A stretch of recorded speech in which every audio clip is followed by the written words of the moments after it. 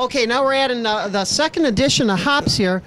Doug's checking out the aroma. They are so nice when they're fresh. We're going to add about an ounce now, and we'll add an ounce at the 15-minute point, and then we're going to add an ounce at with what's called knockout, KO. And that's right before the boiling is done. We kick off the fire, add another ounce of hops, and then let it soak just for a minute or two before we start cooling it down. Okay, are we here? Are we live? All right. Okay, welcome back, and we're doing our last edition. There's only 5 minutes left in the boil here, so we're going to add our last edition of hops, which is going to be mainly for flavor and aroma.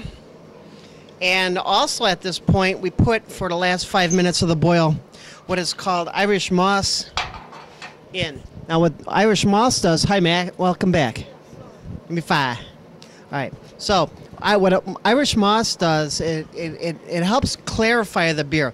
It's actually a type of seaweed, and what it does is it pulls a lot of the cloudiness, the proteins, and it sticks to that, and it makes your beer a lot clearer.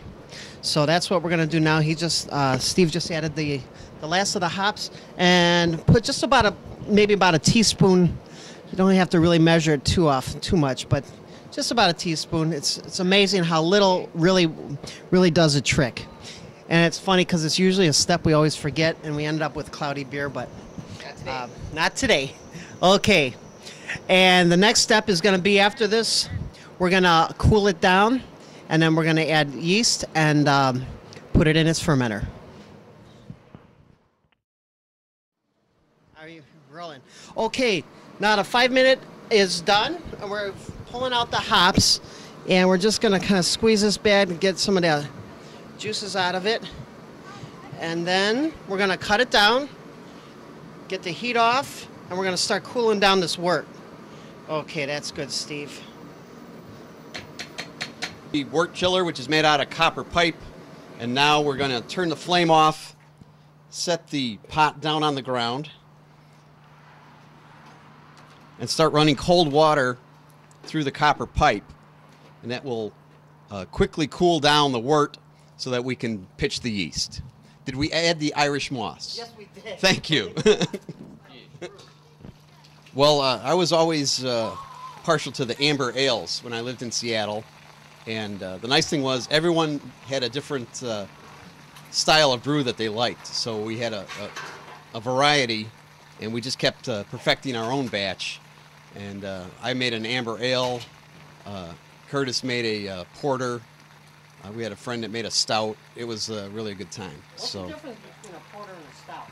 Well, the stout, if you're familiar with Guinness, that's the stout that most people know, and the porter just seemed somewhere between the ale and the stout. So it was really the go-to beer for a lot of people getting into the home brews. Anything else? Some meat. Oh, Bears are winning. Bears are winning? 24-21. 30. All right, they're still going. Are originally from the Pacific Northwest. Hops? These hops were grown, I believe, they're all gone. Summit, Illinois. And if you're not familiar with the hop plant, it's a vine, and it produces a flower-type bulb that gives the beer its most of its flavor. And we're really, this type of hops is fresh, and they only last about a week. So if you want to preserve them, you have to dry them out, and that's how most beer is made.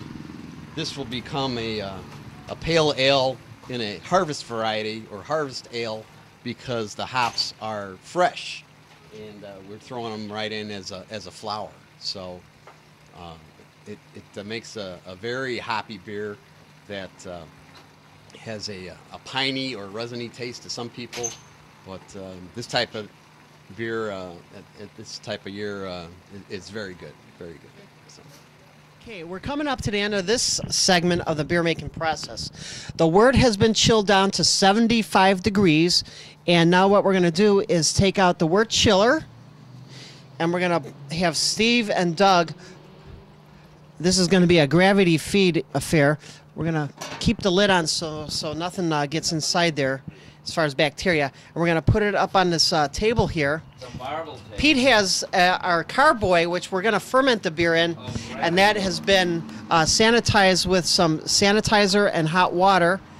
And he's just going to dump that out, swirl that to make a, it's going to come right on out. We have a tube here. Okay, so now Steve's going to put the sanitized tube onto the boil kettle here. For a man to put a tube in another It's amazing that this beer is going to work out, but we'll see. We'll find out in a couple months. Okay, so anyway, now we're going to just transfer the beer from the wort chiller, or from the boil kettle, I'm sorry, that's cooled, into the carboy. It's a glass carboy, and you could use buckets with an airlock. And an airlock, what that does, that's going to, once we add the yeast, and the yeast starts working, we need to let the air out without letting contaminated air in. So it's we're using a dirty rag. No, we cleaned it. Doug, show them what the airlock looks like. It's behind there, soaking in some sanitizer. Where's the spout? That is right there. So what it does, it goes into a plug, and then this is eventually going to go inside the top of here. So the gas is going to go out, but the water we want that water in there. But that water is not going to let any air into it. So what we're going to do now is we're going to transfer this wort. Then we're going to add the yeast, shake it up, aerate it really well, because that's what makes the gets it going, makes the yeast in. It gets it going. It gets it going. It gets it going. Yeast working. Okay. Normally we like to have a banjo playing and bang. Can I have some narration here? For a week to ferment, and then transfer. The beer is in the carboy. There's as little air as possible. It's been mixed up and aerated. We've got the lock on. We're going to cover it with some really pretty towels. And it's going to be kept in a dark, cool place. In the basement. For about a week. 60 degrees, 70 degrees. It's getting heavy. And then we'll transfer it out with a siphon into another carboy, and it will Are you going to be here to sit for a few that? more days.